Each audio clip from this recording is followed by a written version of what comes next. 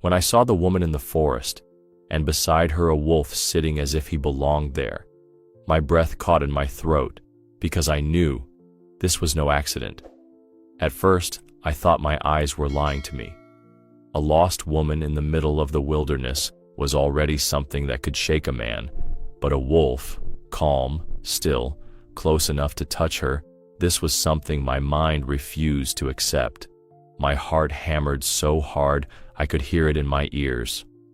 I had come because the boy who found her had run to the village, shouting that there was a woman alive in the woods, but he had also said something else, something no one believed. She's not alone. The wolf won't leave her. I thought the boy was scared, confused, maybe mixing dreams with truth. But standing there, hidden behind the birches, I saw it myself. A woman, pale, wrapped in torn clothes, leaning against a fallen tree, and right at her side, a great gray wolf, silent, unmoving, like a sentinel guarding his queen. Fear struck first. I gripped my rifle, though I didn't raise it. My instinct screamed, protect the woman, drive the beast away. My hand trembled, but then I saw her hand, resting gently on the wolf's flank, and the animal didn't snarl, didn't move. He just breathed, slow and steady, as if the rhythm of her life matched his. I took one cautious step closer. The wolf's head turned. Our eyes met. That look froze me more than any growl could have. He didn't show his teeth. He didn't lower his ears. He only looked straight through me, like he knew exactly who I was and why I was there. In that instant, every thought fell away. I wasn't the hunter, the woodsman, the man with a weapon. I was just another creature who had stumbled onto something sacred. The boy whispered behind me, "See? I told you. He's guarding her." Guarding? How could that be? Wolves don't guard humans. They don't sit like loyal dogs beside them. But I saw it with my own eyes, and my body shook with the impossibility of it. The woman stirred. She lifted her head, weak but aware, and whispered something I couldn't hear. The wolf flicked his ears, like he understood. My heart pounded harder. I wanted to believe it was nothing, that I was imagining their connection. But her hand pressed against his fur again, and he leaned into her touch. I thought to myself, this is where it ends. The beast will sense me, leap, and tear me down before I can even aim. I braced for the rush of teeth, but he didn't move. He stayed exactly where he was, calm, steady, like a stone statue brought to life. And that was the moment I realized I was standing at the edge of something I couldn't explain. Something wild, something impossible, and yet true. The woman's eyes opened wider, and for the first time she saw me. There was no fear in them, only exhaustion, and maybe, just maybe, relief. But she didn't call for help, didn't beg me to drive the wolf away. She only glanced at him, and then back at me, as if to say, "Don't you see?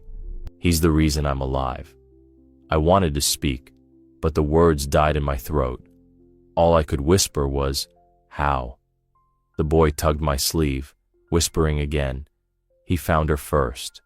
He's been with her." His words pierced me. The thought of a wolf choosing to stay with a human instead of fleeing into the endless forest was beyond belief. But there it was before me, flesh and blood, breath and heartbeat. The air felt heavy, charged. I could almost hear the silence itself, wrapping around us, binding us in this unexplainable moment. I thought, if I turn back now, no one will ever believe me. If I stay, I may never believe myself. The wolf's gaze never left mine. I felt judged, weighed, as if he was deciding whether I had the right to stand here at all. My knees weakened, my throat tightened. For the first time in my life, I was not afraid of being attacked. I was afraid of being dismissed, afraid that this creature, this wild guardian, would deem me unworthy of what I was witnessing. And deep inside, something shifted. A tremor, small but unstoppable, like the first crack in ice before it breaks, because I understood this wasn't chance. This was a bond forged in silence, in suffering, in survival, and somehow I had walked straight into the middle of it. I wanted to tell myself it was nothing more than hunger or instinct or coincidence, but my heart whispered louder, no, this is something else, something greater. And as I stood there, holding my breath, I knew this was only the beginning. When I stepped out from the birches, closer than any sensible man should, I heard the woman whisper to the wolf. Her voice barely rose above the needles under my boots. She said his name, or something that sounded like a name, soft and broken, and the wolf's ear tipped back toward her like a hand catching a falling cup. I felt my breath snag, because I knew, whatever this was, it was between them. The boy tugged at my sleeve. She's not afraid of him. He's protecting her. His words were small, but they rang through me like a bell. I wanted to hush him, to pull him away, but my body wouldn't move. I watched the wolf instead. He didn't leave. He did the opposite. He shifted, slow as dusk, and slid his body along hers, shoulder to shoulder, as if to block the wind. It was a small wind, hardly more than a thread through the pines, but he placed himself exactly where a blanket would go. I had seen wolves do 100 things. I had never seen this. The woman kept whispering. She didn't beg. She didn't plead. She spoke to him like you speak to someone who understands. The wolf glanced at me then, and I felt that same cold fire inside my chest. He wasn't asking my permission. He was telling me the rules. Be still. Don't frighten her. Don't break this. I took one step closer, and my boot sank into soft moss. The wolf rose just enough to put his body between us. Not a growl, not a baring of teeth, just a quiet line drawn across the earth. I raised my hands, palms empty, the rifle hanging cold and useless at my shoulder. The boy copied me, and I could hear his breath shiver. The woman's lips trembled. "It's all right," she said. Not to me, but to the wolf. He laid his head back down against her ribs, and I saw his chest move with her breath, as if he was measuring it. I don't know why that undid me, but it did. Something in me sagged, and I had to swallow hard. He looked at me like I belonged to his pack, and every old story I'd ever told myself about wild things cracked. She tried to sit up and winced. The wolf lifted his head and nudged her wrist, a quick, precise touch, then licked the cracked skin where the veins rise, once, like a mother tending a pup. I hadn't known a sound could come out of me like the one I made. It wasn't fear, it was something closer to grief. I decided he would slip into the thicket any second, vanish the way wolves do when they're done with you. Just a rumor in the trees. But he stayed. He stayed and watched me watch him. He stayed while the woman reached for a canteen that wasn't there. He stood, padded 2 steps to a fallen branch where a scrap of cloth hung tangled, her cloth, and nosed it toward her like a breadcrumb back to herself. I would have sworn against a Bible I was not seeing it right, if not for the boy's gasp and his fingers digging into my coat. "Ma'am," I said, trying to keep my voice from breaking the air. "We're here to help." The wolf's ears flicked at my voice. The woman's eyes fluttered, then fixed on me with a kind of steady brightness that didn't match her torn sleeves or her pale lips. "Don't rush him," she said. "Not don't rush me. Don't rush him." I nodded before I knew I was nodding. The forest seemed to lean in. The boy, brave in the way children are, crouched and slid his small hand along the ground, palm open. The wolf turned his head, narrowed his eyes, and then, God help me, he took a breath and let it go. He didn't move aside for me, but he did for the boy. The boy touched the edge of the woman's coat and pulled it over her knees. The wolf pressed closer, sealing the warmth in with his own weight. If your heart just missed a beat right now, you understand. Subscribe, because we tell the truth about what nature remembers, and it can change how you see the world." The woman spoke again, and this time I heard the words. "You found me," she whispered, and the way she said it made the hairs rise on my arms.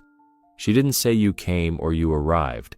She said you found me, as if she had been lost to him, not to the world, and he had corrected a mistake. I swallowed and bent until my knee touched the ground. The wolf's nose lifted, taking my scent like a ledger entry. I felt judged again, and, Lord forgive me, I wanted to pass in his eyes. The boy whispered, "He won't hurt her. He won't." The wolf blinked, slow, the way a dog does when it's telling you it means no harm. But this was no dog, and I could feel the difference like a wire humming between my ribs. I slid my pack off my shoulder and set it down an arm's length away. The wolf clocked the move and then returned his head to the woman's side. He was not giving me the woman. He was showing me he had her. My palms were sweating. My mouth tasted like metal.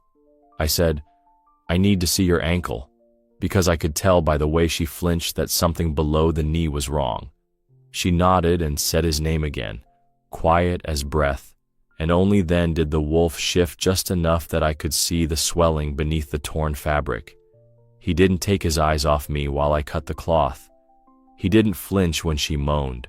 He tightened against her instead, a brace where there was no brace. I wrapped the ankle fast and clean, talking low, telling the air what my hands were doing so there were no surprises. The wolf listened. I swear to you, he listened.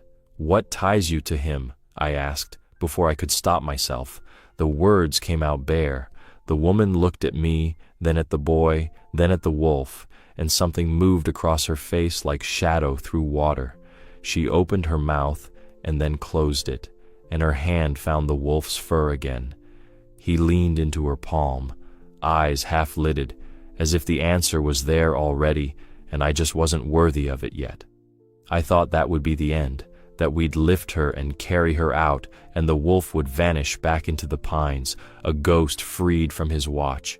But the forest held its breath, and the wolf did not leave, and I understood that the question inside this moment was bigger than any of us. What had she given him that he was now giving back? I didn't know. Not yet. I didn't see the wolf leave. One blink, he was pressed along her side. The next, there was only the hush of the pines and the woman's thin breath. I thought he'd finally melted into the timber like any wild thing would. Then the brush shivered.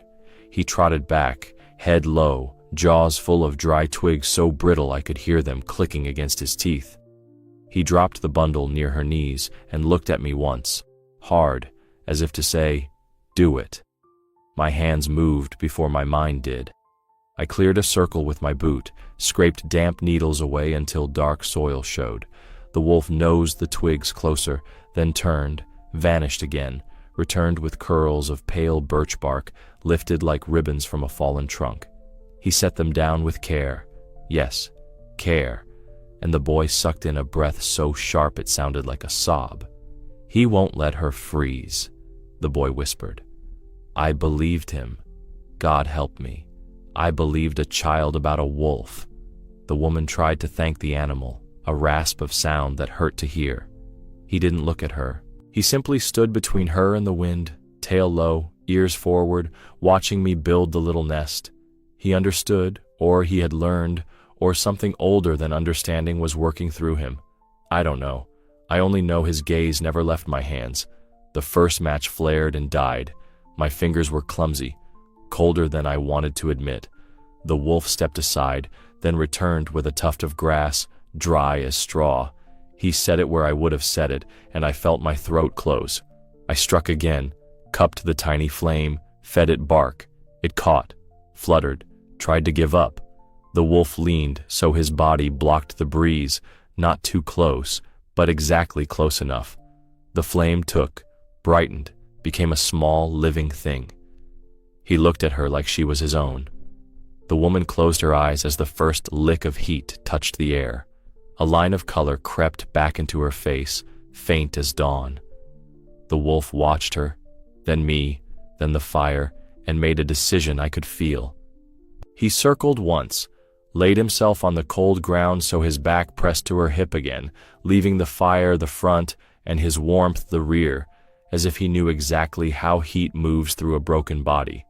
I thought it was a coincidence, an accident of movement, a series of lucky guesses. But then he did something that took my breath away. He rose, padded to my pack, and nosed at the side pocket where I keep the tin of tinder and a little steel. He didn't claw, didn't tear. He tapped the fabric with the bridge of his muzzle, paused, tapped again, then glanced at me. I froze, because he was not begging. He was directing. I opened the pocket, pulled the tin, and his eyes softened, a slow blink that felt like a nod. I fed the fire. He resumed his post. The woman's lips trembled with a sliver of a smile that had no business being out here among the roots and the frost. I poured water into a cup and set it near the edge of the flames to warm. The boy shrugged off his own coat and laid it over her shoulders. The wolf watched the coat like he recognized it for what it was, shelter, and then eased his shoulder closer, sealing every seam where cold might creep in. When she shivered, he answered by pressing the full length of himself along her ribs, not possessive, not fearful, just present, like the anchor line on a drifting boat. I kept working, because work was the only thing that kept my mind from splitting in two. I cut the last of my jerky into small pieces and let them soften in the warm water. I offered a spoonful to the woman, and when her hand shook too hard to hold the cup, the wolf shifted so her elbow could rest on his shoulder. She drank and coughed and drank again. His ears twitched every time her breath hitched. He wouldn't meet the fire with his eyes, as if he respected it the way a man respects a river in flood. But he accepted it. He accepted us. The boy edged closer until he could touch a corner of the woman's coat, and the wolf allowed it, the same way a father allows a child to step into the circle of lamplight. "What is he to you?" I asked her, not looking up from the knots of her bandage, because if I looked at her, I might cry. She didn't answer. She reached her hand into the thick ruff of his neck, and he released a breath so long and low it felt like a prayer. The fire steadied. The cold drew back a fraction. The forest returned to its listening. I thought this small mercy would be the extent of it, that the story would end with warmth and a guarded retreat into separate lives. But the wolf lifted his head again, scanned the trees, and touched his nose to her wrist in a brief, deliberate tap, as if reminding her of something only they shared. The boy saw it too. "He's telling her," he whispered, eyes wide. "He's telling her we can move." I didn't know what promise lived between them, or what debt had been waiting out here in the dark, or how a wild heart could learn the shape of human need. I only knew that a line had been crossed, quiet and absolute. He was not merely keeping her warm. He was keeping a vow I could feel but not name, and whatever tied them, whatever old, impossible thread, it was pulling tighter. He vanished as quietly as he'd come, and I told myself that was it, that the wild had finished with us and would take back what it owned. I even let my shoulders drop, ready to lift the woman and start for the road while the fire still held. I thought that would be the end of it, the clean edge where our worlds part. But the brush opened again, and he returned with a hair clenched in his jaws, legs slack, fur matted with frost. He set it down, not near me, not for himself, but at the woman's feet. For a long second no one breathed. The boy's fingers dug into my coat. The wolf looked at me, then at the woman, then back at me, and in that triangle I felt the strangest order: do what you know how to do. I knelt, knife in hand. The wolf did not bristle, did not threaten me for touching what he had killed. He stepped back, tail low, eyes lifted. He watched the woman, not the meat. He watched her like she was his own. My hands moved on their own memory. A few clean cuts, the hide peeled back, the meat quartered. I held a piece over the small flames on a green stick. Fat hissed. The scent rose. The woman's throat worked with a swallow she couldn't help. The wolf's ears tilted toward the sound, but he didn't lean in or lick his lips the way a dog might. He simply lay down, chin on paws, eyes on her face. I broke off a bite-sized bit, cooled it in my palm, and held it to her. She hesitated, then took it, tears standing where the cold had scoured every other sign of life. "Thank you," she whispered, to me, to the boy, to the fire. Then, soft as breath, she turned her head toward him and said it again.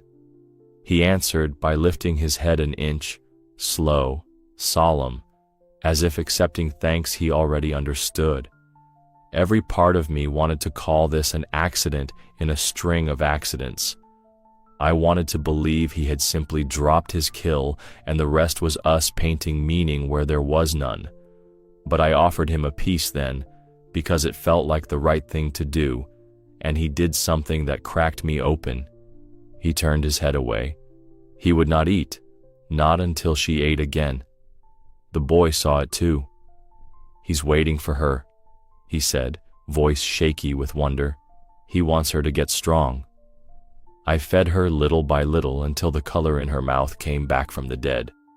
When I finally set a piece on the ground for him, he took it gently, like a promise kept. He did not gulp. He chewed with his eyes still on her. When the boy reached toward the hide, the wolf lifted one paw and held it there as if to say, "Leave that. There's more to do." It made no sense, but I nodded anyway. Sense was the smallest thing in the clearing now. After a few bites, the woman's voice loosened. "I lost the trail," she said. "The light went wrong and then the trees, they all became the same." She touched the wolf's ruff, and he let his weight sink closer. A living brace. I slept under a spruce the first night. I woke up shaking so hard my teeth hurt. I thought I heard footsteps and I was too tired to be afraid. The boy leaned in, eyes wide. "Was it him?" She nodded. He stood just there, not close enough to touch. He didn't leave when I moved. He watched. I thought I was dreaming. The second day, I followed him. He kept looking back like he was checking if I was still behind. He led me to water I never would have found. He lay down in the sun, and I lay beside him, and I slept. I woke up warm. She laughed once, a broken sound. I ate berries and a handful of needles. I thought I would die the third night. He found me before the dark and lay beside me, and I felt my heart slow down like it was listening to his. She glanced at me, pleading to be believed even as she couldn't believe herself. I believed her. The forest around us believed her. Fear rose in me then, sharp and clean, not of teeth, but of being wrong about everything I had known. A hunter lives by rules. If the rules change, what is he? I looked at the wolf, and my eyes stung. Gratitude hit at the same moment, hard as a blow. I was glad this thing existed in the world. I was ashamed I hadn't known it could. He stood, circled once, and lay down again with that same careful line of his body along her side, just enough pressure to say here, still here. I thought, this is where he decides he's done. He'll take a share and slip away. I thought this was a miracle with edges, a tail I could carry home and keep from fraying. But he didn't go. He rose again, took the last scrap from the hair, and placed it near the woman's hand, as if to remind her there would be a next step, a next mile, a morning. Then he returned to the shadows and listened. I asked the question that had been burning holes in me. "Why you?" I said to her. "Why this wolf?" She stared into the fire. I saw something pass across her face I'd only ever seen at graves, the moment a name arrives in the mouth but won't be spoken. She lifted her hand and laid it on his neck. He closed his eyes. "I don't know," she said, and I could hear the truth in it. Maybe he just didn't want to leave me. It should have satisfied me. It didn't. The wolf opened his eyes then, found mine, and held them until I had to look away. There was history in that gaze, and I wasn't in it. Not yet. I cleaned the knife on moss and fed the fire until it settled into a steady, low glow. The woman leaned her head back against the fallen tree. The boy nodded off and startled awake, too full of wonder to sleep properly. The wolf kept watch, breathing with her, counting something I couldn't hear.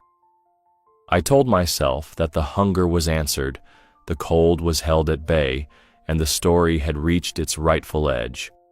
I told myself meaning ends where meat and heat begin. I told myself a lot of things because I needed the world to stop changing for a minute. I thought it was a string of lucky moments, nothing more. But then he did something that stole the words from my mouth, and the shape of what tied them drew tighter in the dark, asking the one question I still couldn't answer: why this wolf, and why her? I told myself this was the clean part of the story, the part where the world returns to the rules I understand. The woman had heat in her cheeks, the bandage held, the boy had stopped shaking. We would lift her, find the old logging road, wave down a truck, and the wolf would vanish into the trees like smoke. I even said it out loud to make it true. That's it. You're going to be all right. He'll go now. I thought he'd fade at the edge of the clearing, leave us his silence and take back the rest. I thought he'd step once into shadow and be gone for good. I decided this is where it ends. But that was only the lie I needed to walk. We doused the fire to an ember bed, packed what little we had, and I made a walking stick for her from a sapling. The boy took the lead the way children do, full of hope he hadn't earned yet.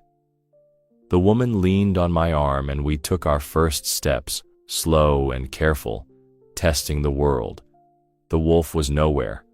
I told myself that meant normal had returned. We made it as far as the bend where the creek cuts the hill. A jay scolded, ice crackled in the mud. Pulled in, I shifted her weight to rest. That's when I saw him up ahead, standing in the path like a question. He wasn't blocking us. He wasn't inviting us. He was simply there, eyes steady, tail low, one ear turned back toward us, the other toward whatever lived in the timber. He let us see him, and then he slipped forward, not vanishing, not waiting, moving at a pace that matched the woman's breath.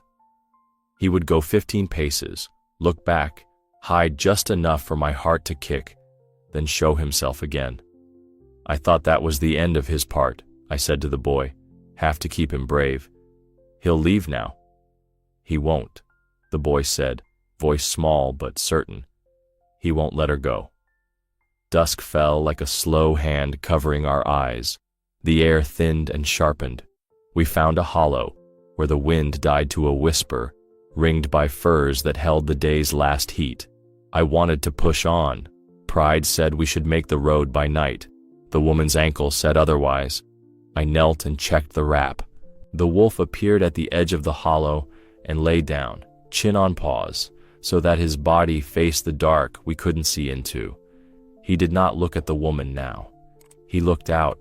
I gathered branches, and the boy worked the tinder with a clumsy reverence that made me ache. The woman watched the wolf watching the world. When the first flame rose, he shifted to put himself between firelight and trees, a gray hinge where our small circle met the miles of black beyond. He didn't sleep. Every little sound passed through him the way wind passes through a wire fence. If a twig popped, he lifted his head and marked its place. If an owl called, he listened once and dismissed it. When a fox barked somewhere to the south, he stood, walked the perimeter of our light in a slow, even circle, and returned to the same spot like a needle back to its groove.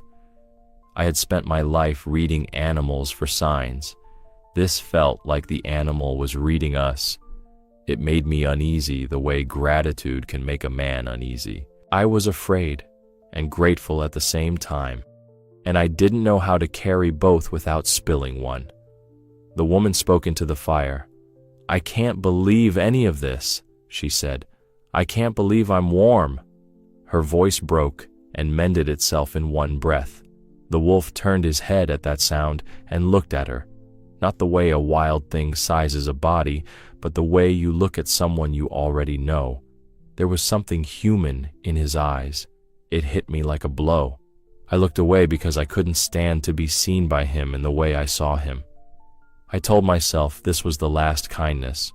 I told myself he'd stay until the stars were clear, and then he'd be gone with the frost. I even set my rifle within reach out of habit, though habit felt foolish under that gaze. "He'll go," I said again, soft, trying to make the world listen. When the woman shivered in her sleep, he rose without a sound and laid the whole length of himself along her back, not pinning her, just lending weight. When the fire guttered, he nudged my elbow with his muzzle.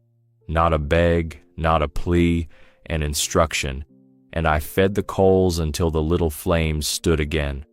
When I stood too fast to stretch, he stepped across my path and looked at my hands, then at the woman, then at my hands again, slow and deliberate, and I understood. Move gently or not at all. It was too much. It was almost comical, except it was holy. I swallowed hard and sat back down. The boy tucked his coat tighter around the woman's knees and rubbed at his eyes with the back of his hand. The wolf let the boy be closer than he allowed me, and I took no offense. It felt right, like a law I had never learned, but had always been true. "Why won't he leave?" I asked, not to anyone in particular. The trees had no answer. The boy did. "He's not finished," he said. "Finished with what?" "Watching, guarding, paying a debt I couldn't name." The question hung between us, a thread the night did not cut. Sometime in the dark heart of the night, when even the owls grew tired of their own names, the wolf stood and padded to the edge of the light. He lifted his nose and took the world in, slow and deep. He did not call out. He did not ask for an answer from the hills. He returned to us and lay down again, as if the only answer he needed was here. I thought he'd leave for good right then, I admit, the way a man admits he didn't know what he was seeing.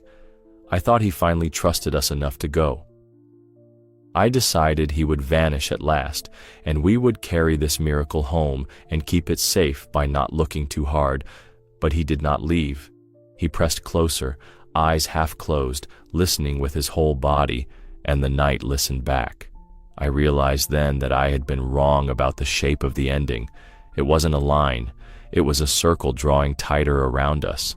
I thought he would go forever, but it was only a new turn. And somewhere past the edge of firelight, something waited that belonged to them, not to me, and it was coming. I woke to a sound that didn't belong to the night we'd made, heavy, careful, like a hand testing a locked door. For a moment I told myself it was the wind shifting branches, nothing more, and my heart settled. I even lay back, thinking the worst had passed with the cold. I thought the dark would leave us alone now, but the sound came again, closer, and every hair on my arms stood up. The wolf was already on his feet. No growl, no rush. He just rose and placed himself between the woman and the trees, body long and low, head steady, ears cutting the silence into pieces. The fire had sunk to a red bed, enough to paint him in coals and shadow. I reached for my rifle on reflex, and the boy grabbed my sleeve on his own reflex. The woman drew one short breath that told me her pain was awake too. A shape moved at the edge of what we could see. Not a fox, not a deer. Too heavy, too sure. The brush bowed, and a black bear folded out of the dark, slow as a tide. He stood, sniffed, swung that heavy head, and the damp night filled with the smell of earth and old berries. He wasn't raging, he was deciding, and we were on the scale. The wolf took one step forward. My mouth went dry. I knew what a bear can do to a dog. I had seen the aftermath once, and it never left me. "Easy," I whispered, to the wolf or to the night, I don't know. The bear's eyes flashed as the fire caught them. He huffed, a short sound like a cough. He wanted the food we were, the heat we'd made, the story to bend his way. The wolf shifted again, not back, not sideways. He threaded a line I couldn't see, exactly where the bear would have to notice him. He didn't try to look bigger. He looked certain. He held the ground like it had been given to him. The bear dropped to all fours and came 3 slow steps. The boy's fingers dug deeper into my coat. I could feel the tremor running through him and through me. "Stay behind me," I said, though I had no faith in my voice. The rifle felt both too light and too loud. I knew if I fired wrong, I'd break the one thing holding us together. The wolf flicked his eyes toward me and then back to the bear, a flash fast as a heartbeat, as if to say, "Don't." He took another step forward. His tail lay low. His ears stood like small, hard flags. He showed the bear not fear and not rage. He showed him claim. The bear huffed again, longer. He swung his head past the wolf to the woman. He took one testing pace to the side, angling for the fire and for her. The wolf cut him off, smooth as a hand closing a door.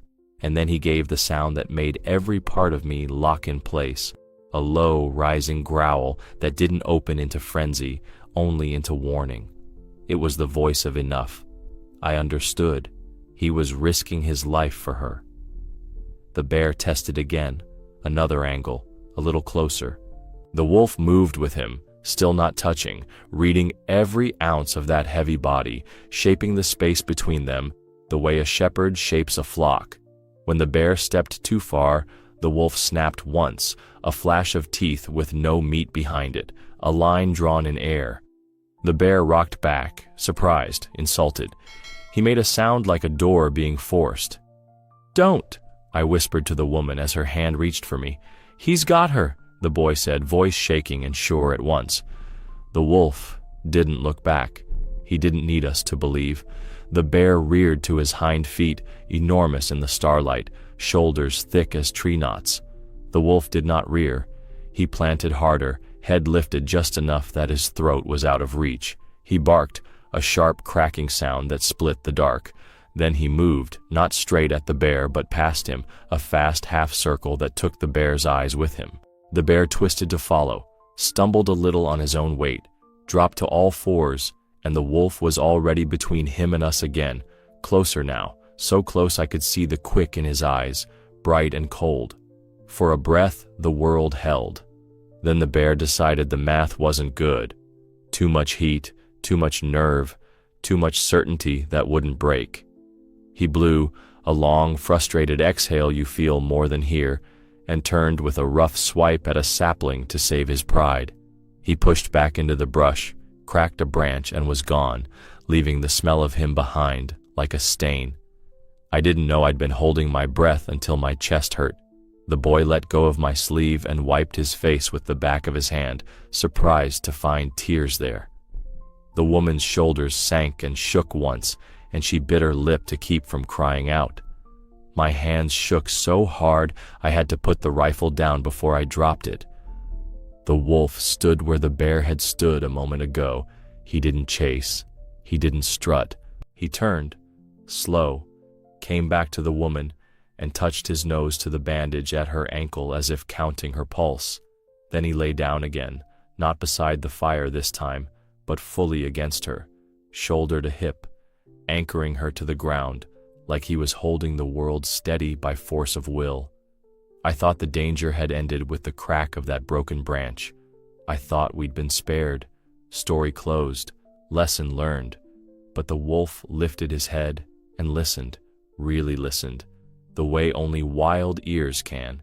He looked toward the path the bear had taken, then past it, deeper into the trees. He made a soft, breathy sound, half sigh, half question, and the woman's hand found his ruff like an answer.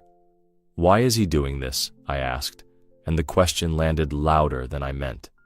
To me, to the trees, to whatever kept score in a place like this. No one answered. The boy only said, "He won't leave her."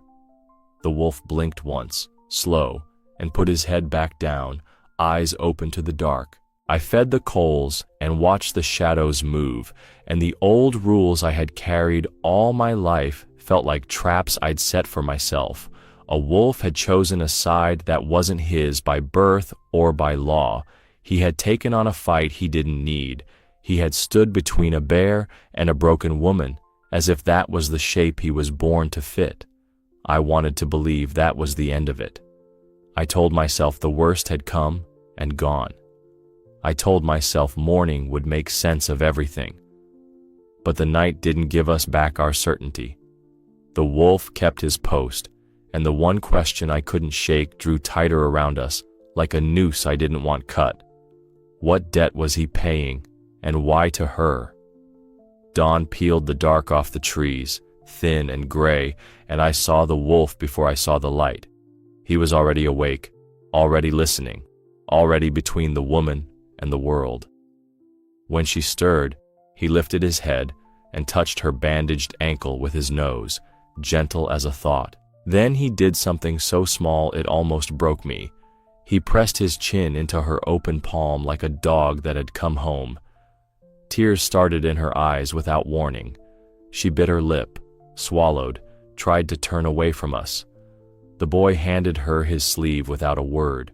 I looked down because it felt like a private thing, and when I looked up, she was looking at the wolf, the way a mother looks at a son who's taller than she remembers. "I know him," she said. I didn't speak. The wolf's ears tipped back toward her voice, then forward to the trees.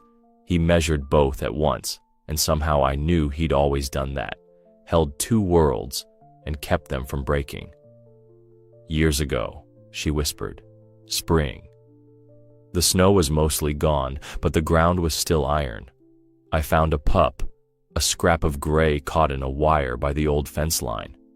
Her hand moved, unconsciously drawing a circle in the ruff of his neck. He wasn't much bigger than my forearm. The wire had chewed his leg. He wouldn't cry. He just watched me, breathing fast. The wolf's eyes narrowed, slow. He knew the story. "I cut him free with kitchen shears," she said. "I wrapped his leg with a poplar twig and the red thread from my scarf. I fed him goat's milk with a dropper until he took meat. He slept under my chair. When he could run, I took him back to the edge of the forest, and I let him choose. He looked at me once, then he went." She showed me her wrist. A white line crossed it like a comet scar. The wire did that when it snapped. I kept the piece for a long time. Then I threw it in the creek because I didn't want to carry the sound of it anymore. He looked at her like she was his own. The words left me before I could stop them. The boy nodded hard, like he'd been trying to name the same thing, and couldn't. I should have said it was impossible, that a wolf pup raised a few weeks and set free would remember a woman's face after years and come find her in the heart of a forest. But the truth was, sitting right in front of me, breathing slow, he remembered. Animals remember kindness. I had spent my life missing that. The woman wiped her eyes and then, very softly, made a sound I'd never heard from a human throat. A thin, breathy whistle, 2 notes and a click, like the shadow of a bird call. The wolf's head snapped toward her, ears to full attention. He answered with a quick chuff, the kind pups make when they aren't sure if they're allowed to be happy. He took one careful step and leaned his shoulder into her knee, as if to say, "I heard you. I'm here." I felt fear bloom again, but it was a new kind of fear. Not of him, for what men would do if they knew this animal could stand this close and be this gentle. For what the world does to things it doesn't understand. A hunter's fear, too, the fear that the map in my head was wrong, that the rules I trusted were smaller than the truth. She told us the rest in pieces as the light warmed the bark. 3 days she'd been lost. She'd followed him to water. He'd settled her under sun where the wind broke. He'd brought bark and grass, and last night, a hare. He kept laying down and getting up, she said, a shaky laugh breaking through. I thought he was restless. Now I know he was keeping watch. For me. Her voice failed on the last word, and she let it fail. The wolf stretched once, slow, like a bridge settling back onto its piers. He rose, trotted to the fire pit we had doused to coals, and stood so his body cut the morning draft, saving the little heat like a miser. He glanced at me as if to check I'd seen the point. Then he returned to her and rested his head across her shins, a half-weight that said, "Still here." "Why this wolf?" I asked, because the question was a hook I couldn't get free of. "Why not any other?" The woman looked at him for a long time, then shook her head. "I don't know," she said. "I only know I tied a red thread once, and something tied back." The boy whispered, "He won't leave her." It should have comforted me. It didn't. Gratitude rose so fast it burned, and right behind it came dread of taking her away from him, of breaking a line that wasn't mine to touch. There was a moment then when everything went still. The wolf's eyes found mine and held. There was something human in his eyes, and it wasn't a trick of light. It was recognition and responsibility, and a question I felt in my bones. Will you carry your side of this? I blinked hard and nodded, because words were too heavy to lift. He blinked back, slow, and laid his head down again. I thought that was the end of the telling, that the miracle had a neat edge, and we could walk it home without it cutting us. I thought the forest had offered up its secret, and would now close the door politely. But nature had one last miracle waiting. From somewhere beyond the bend of the creek, a thin, higher howl touched the air, young, uncertain, braided with a second voice lower and older. The wolf's ears rose. He stood, looked toward that sound, then back at the woman. He didn't move. He only waited, and in the space of his waiting, I understood there was still one more thing he had to do, and it wasn't finished with us yet. The higher howl came again at first light and then died, like someone closing a door far off. The wolf stood listening, the way a man listens for his name. He looked at her, then at the trees, then back at her, and only when she nodded did he move. He took the path ahead of us like a guide who knows every route by heart, never far, never too close, always where our eyes could find him. I thought the danger had passed, and the story would fold itself neatly. We would reach the road, call for help, and he would slip away without letting us see it happen. We moved slow. The boy walked a few steps ahead, his shoulders set as if he were the one keeping the world together. The woman leaned on me and on the stick, her breath steadying each time the wolf appeared in front of us and lifted his chin as if to say, "This way." When he wasn't in sight, I felt the absence like a cold draft. When he appeared again, every muscle in my back let go. He paused at a fork where the creek chewed the hill and tested the air. He chose left without looking back. I trusted him more than I trusted my own maps. He kept checking on us, not impatient, not pushing, just making sure we were still inside the circle he had drawn. We crossed a patch of old snow where the firs kept the sun out. The boy slipped and laughed, quick and embarrassed, and the woman smiled for the first time like she meant it. The wolf watched her smile. He watched it the way a father watches a child's first strong step after a fever. There was something human in his eyes. I felt it hit, and I had to blink hard because that kind of seeing is heavy to bear. I thought of the night he brought the hare, the way he set it at her feet and looked at me to do my part, and my chest tightened like a fist. If your heart is catching at that memory, you understand. Subscribe, because we tell the truth about the miracles nature keeps, and it can change how you see the world. He took us by the long way around a tangle of windfall. He kept the woman out of ruts and kept our noise from spilling where it did not need to go. Once he stopped dead, ears forward, and I heard it a heartbeat later, a twig pop that did not belong to us. He waited, measured it, decided it was nothing, and moved on. I had spent a lifetime reading the woods. Now the woods were reading me through him. The pack called again, thinner now. 2 voices braided, a young one and an old one. The wolf lifted his head, listened, then looked back at the woman with a question in his eyes I could feel in my bones. Do I leave now, or do I finish this? She touched her bandage without meaning to, then she touched the ruff at his neck, once, the way you press a seal into warm wax. He stayed. We reached the last rise. Through the pines I saw the pale stripe of the old road like a river without water. I felt my knees go weak with relief. I thought, this is it. This is where the line is drawn. This is where he hands us back to our own kind and returns to his. I even whispered thank you to the ground because I did not know where else to put it. He did not step away. He walked with us until we stood on gravel and dirty snow. He stood there like he had permission, like he had a right to see it through. I heard the boy whisper to the woman, "He won't let you go." And the woman whispered back, "He already did. He just wants to see me cross."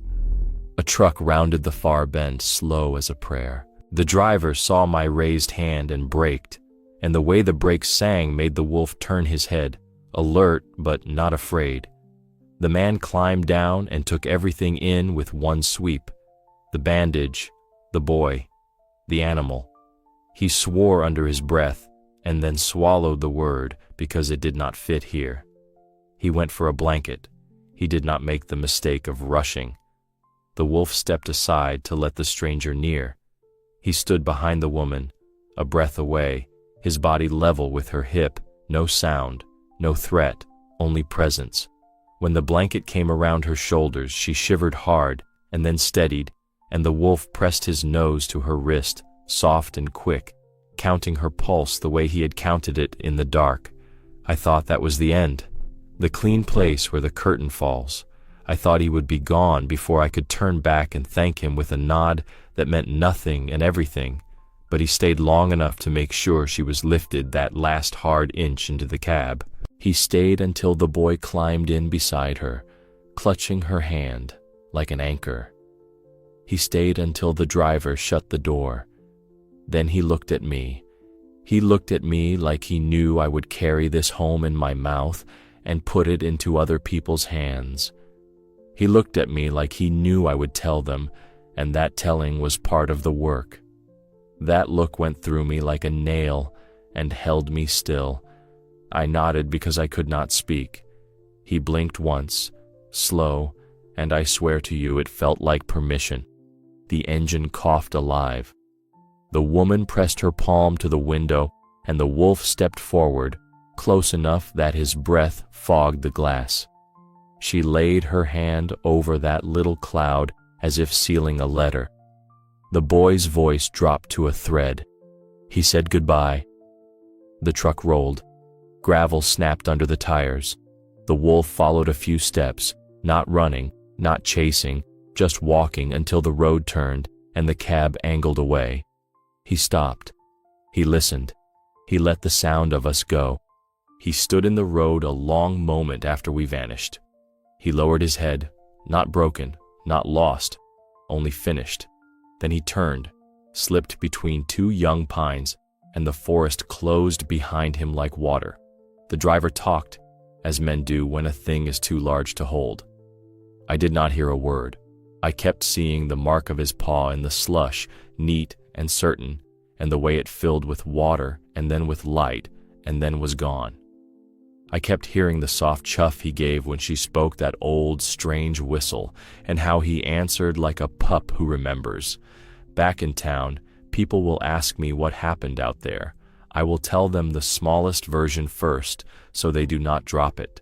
I will say, a woman got lost and was found. I will say a boy was brave. I will say a wolf stood guard and led us to the road. Then I will watch their faces, and if they stay with me, I will tell them the rest. I will tell them he brought food. I will tell them he gave warmth.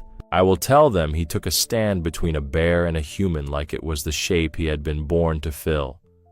I will tell them about the red thread and the wire and the old debt that found its way home through snow and fear and years. I will tell them that in his eyes there was something human, and that it is not an insult to him to say so. It is a challenge to us. I keep trying to doubt myself because doubt feels safer than belief. It does not hold. I do not know what a wolf knows. I do not know what miles or winters or blood taught him to make that choice. I only know he made it. I still do not believe myself, not fully, but I saw it. And now I know. Nature remembers everything. If you have ever met a miracle in the wild, right, animals remember kindness. The German shepherd stood still, his ears twitching, eyes locked on the little girl across the crowded shelter hallway. His stance was guarded, uncertain, as if something deep inside him itched with recognition but didn't believe it. The girl, barely 8, clutched a worn, stuffed bear in one hand, the other trembling as she whispered, "Max?" Her voice cracked, not just with hope, but with heartbreak. He didn't move, he didn't wag, not even a tilt of the head. Just silence. She took a step closer, her breath shaking. "It's me. Remember?" But he didn't? Or did he? Why had Max, her best friend in the whole world, forgotten her? And what would happen if he never remembered at all? A year earlier, everything had been different. Layla had just turned 7 when Max came into her life an oversized, quiet German shepherd rescued from a neighbor who no longer wanted him. He was skittish at first, always watching, always waiting, like he didn't quite trust the world. But Layla didn't rush him. Every day after school, she'd sit beside him with her peanut butter sandwiches, talking about school, her favorite books, and how she hated broccoli. She didn't expect him to understand, but somehow he always seemed to. Then came the day of the fire. It was late, and Layla was in bed when the smoke started creeping under her door. Her mom was still at work. The alarm didn't go off, but Max knew. He burst into her room, barking wildly, teeth flashing, not at her, but at the flames licking the hallway walls.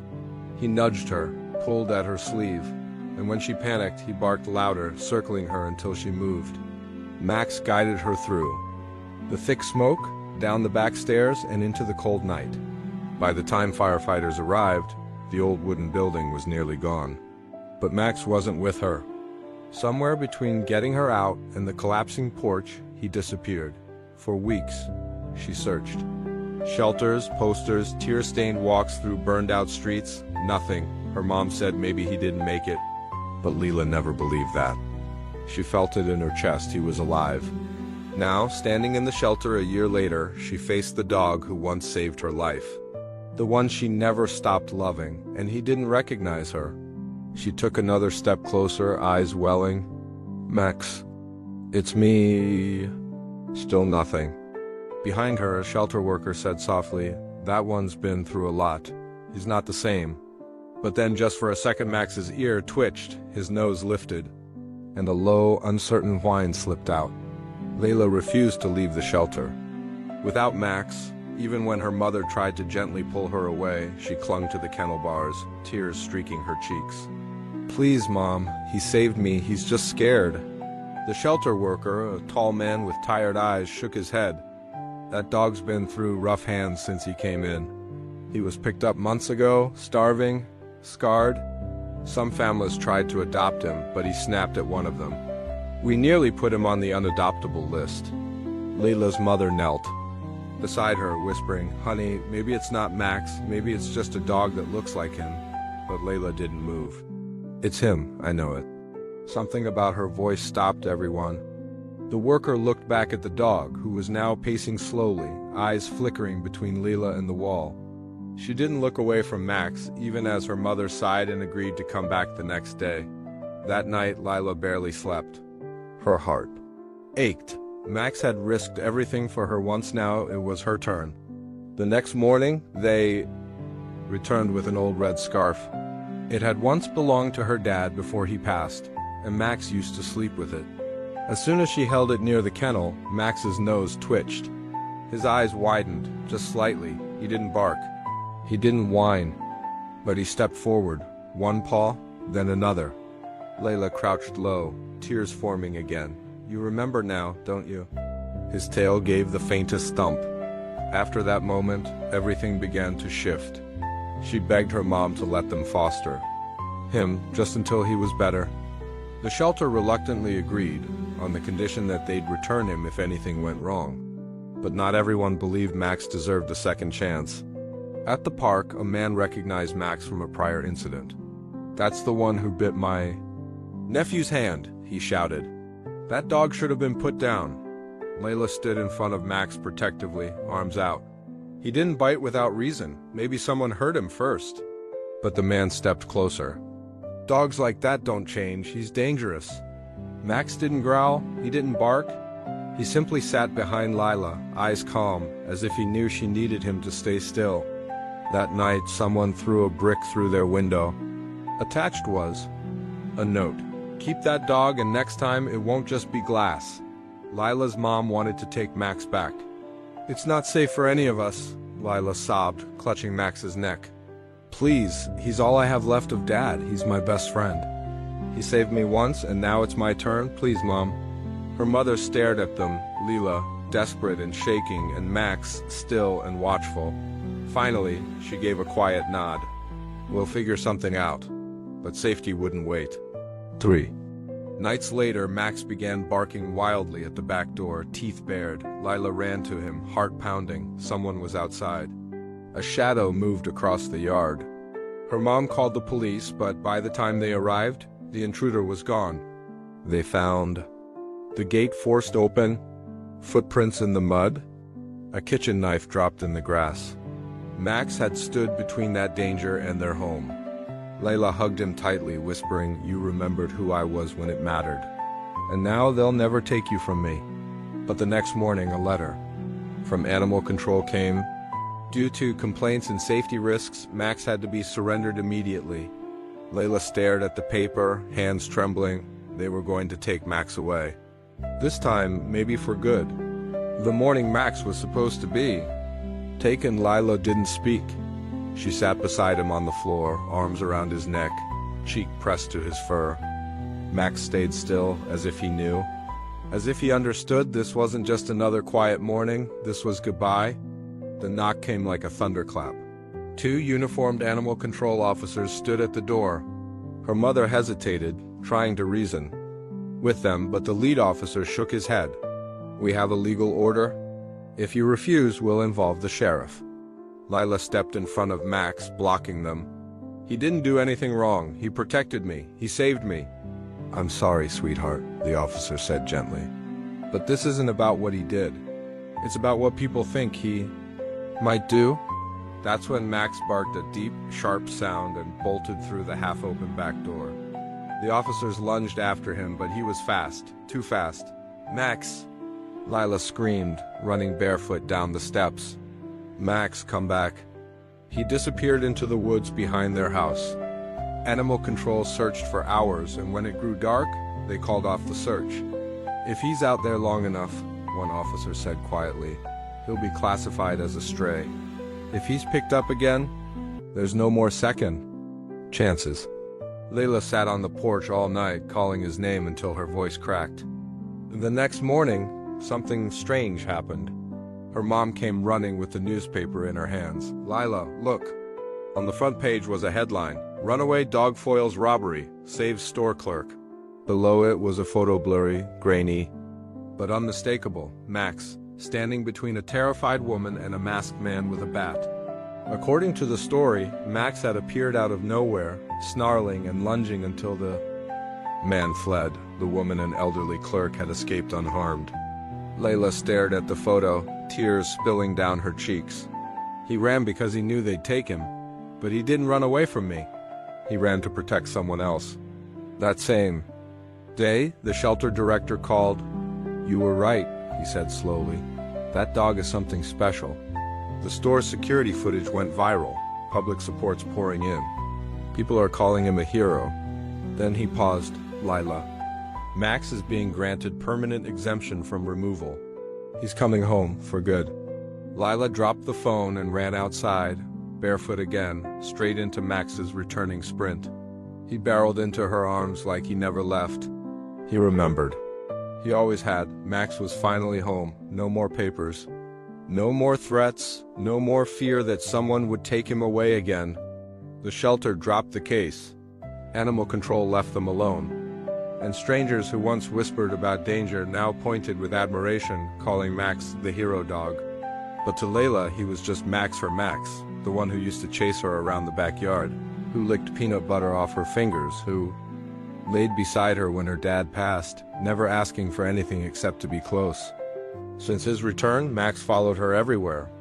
Not just because he was loyal, but as if he needed to be near her just to breathe fully again. He slept beside her bed every night, head resting on the same old red scarf, his eyes closing only. When hers did, and Lila, she wasn't the same girl anymore. She'd learned that love wasn't just about joy and comfort. Sometimes it was about holding on when everything else said to let go. She had faced grown-ups, rules, even danger, and won. Because she believed in something no one else could see. The truth in a dog's heart. At school, she was braver. When other kids were bullied or felt left out, Lila stood up for them, just like Max had stood up for her. She started writing short stories about him in class, tales of courage, loyalty, and second chances. Her teacher read one aloud one day and called it remarkable. Her mom changed too. She saw Max differently now, not as a risk, but as part of the family. She smiled more, laughed louder, and joined them on walks after dinner. Sometimes she'd glance at Max and say quietly, "Thanks for bringing her back to me." One evening, while they all sat on the porch watching the sun melt behind the trees, Layla leaned her head against Max's side and whispered, "I thought I lost you forever, but maybe you had to lose yourself to find your way back." Max didn't move. He didn't need to. His tail gave a soft wag, and his head gently pressed against hers like an answer without words. Because some bonds don't need to be remembered. They're never forgotten. Years passed, but the memory never faded. Leela, now 16, often sat under the same old oak tree in their backyard with a notebook in her lap and Max's graying head resting beside her. He didn't run as fast anymore, and his eyes were cloudy at the edges, but his loyalty had never dimmed. Neither had her love. She wrote stories, now real ones. Stories about courage, about being lost and finding your way back. About how sometimes the strongest hearts wear fur and walk beside you through fire. When people asked her why she always wrote about a dog, she'd smile and say, "Because one once saved me, twice." On Max's last day, he laid beside her under that tree, breathing slowly, eyes on hers until the very end. And when he was gone, Lila whispered the words she once said years ago, "You remembered me when no one else did." And deep inside, she knew he always would.